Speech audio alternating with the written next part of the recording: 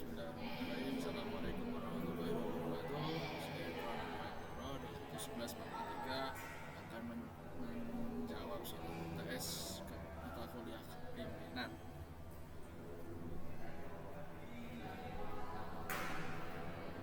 Oke, permasalahan yang ada di soal UTS kemarin itu ada beberapa ya. Itu peran pimpinan, pemimpin yang paling berpengaruh, dan pemimpin yang selalu terlihat, dan kemungkinan tiga peran utama mereka. Oke, langsung dari soal pertama, yaitu peran kepemimpinan di dunia mahasiswa dan bagaimana hubungannya dengan karir di masa depan. Peran kepemimpinan di dunia mahasiswa dan di dunia karir itu mencakup banyak hal. Dalam artian, ya mahasiswa sebagai agent of change itu akan berperan dalam banyak hal, terutama bagi mahasiswa itu sendiri, baik di kehidupannya maupun nanti dia kehidupannya ketika nanti dia sudah mengalami kerja. Gitu. Singkatnya, untuk di dunia mahasiswa, kepemimpinan itu akan berguna untuk meningkatkan kemampuan soft skill, yaitu kemampuan untuk melakukan komunikasi dengan baik, etika serta kemampuan untuk membuat dirinya sebagai percaya diri. Dalam kata lain, akan mempermudah dan memperluas bagaimana mahasiswa tersebut bisa semakin berkolaborasi dan berkolaborasi serta beradaptasi dengan baik untuk kehidupannya. Selain itu, untuk bagaimana sih peran mahasiswa dalam kepemimpinan di dunia mahasiswa maupun di dunia karir? Yang kedua itu, untuk di dunia mahasiswa sendiri itu akan digunakan untuk mengelola organisasi dan juga bekerja dalam tim, juga sebagai menjadi agen perubahan sekaligus menjadi sarana untuk belajar memimpin secara adaptif sesuai situasi.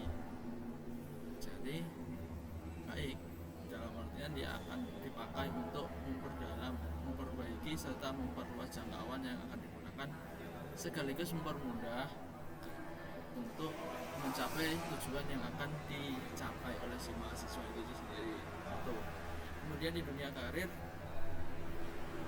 kepemimpinan itu akan bermanfaat untuk menjadikan sebagai pribadi yang profesional sekaligus mampu mengambil keputusan, kemudian menjadikan sebagai kompetitif dan lebih leadership, sekaligus memperluas jangkauan dan peluang karir, dan mewujudkan visi, kreativitas dan kontribusinya untuk masyarakat untuk ketika dia nanti sudah bermasyarakat. Dalam kata lain, kepemimpinan di dunia karir itu dia akan menunjang berbagai hal dalam sektor dalam dirinya untuk menuju yang lebih baik. Next. Kedua, siapa pemimpin yang paling berpengaruh di kehidupan saya?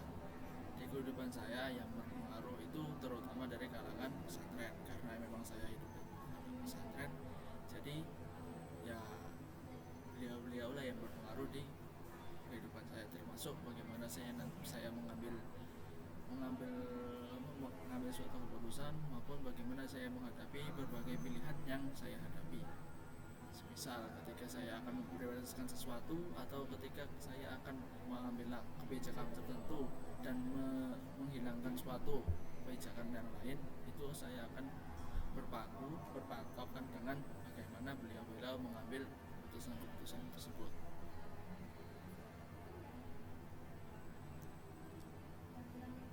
Bila khusus karena saya dari pesantren Grafia, maka saya yang sangat berpengaruh di dunia saya tentu Yai saya yang berada di pondok, yaitu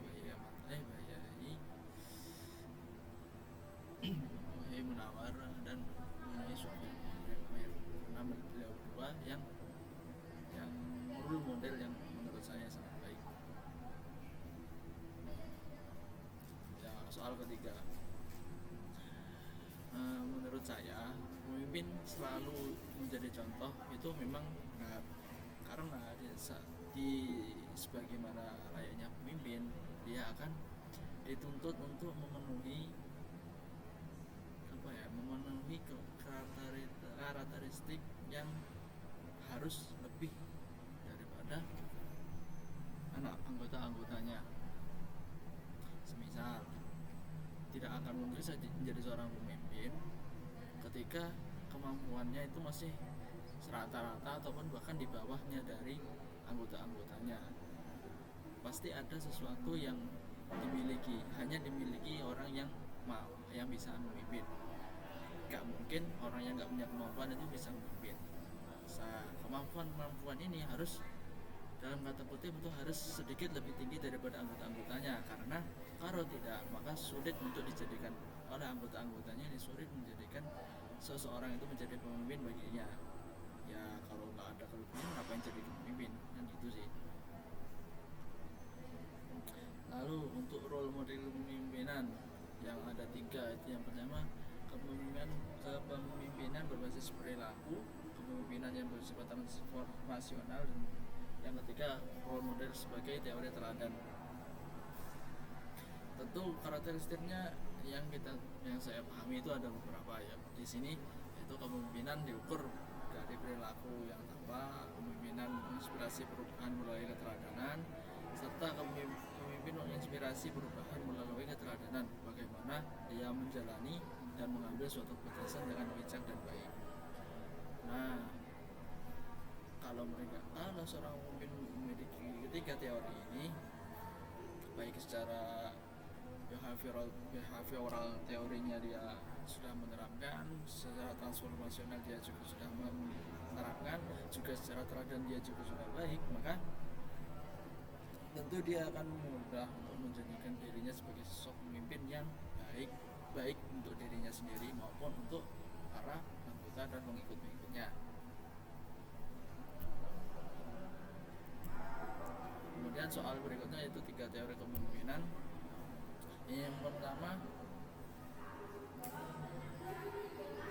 ada 4 ya? Salah, ini saya kelebihan 1. Yang pertama yang saya jabarkan adalah trait leadership theory, yaitu gimana suatu pemimpinan itu fokus pada ciri bawaan, seperti kemampuannya bagaimana dia mengambil keputusan secara bijak, seperti bagaimana dia menghadapi masalah dengan percaya diri, dan bagaimana sikap dan sifat dan sikapnya yang dalam proses memimpin tersebut, apakah dia memiliki integritas yang baik ataupun tidak. Kemudian teori kedua pemimpinan yang kedua transformasional, yang ketiga dasar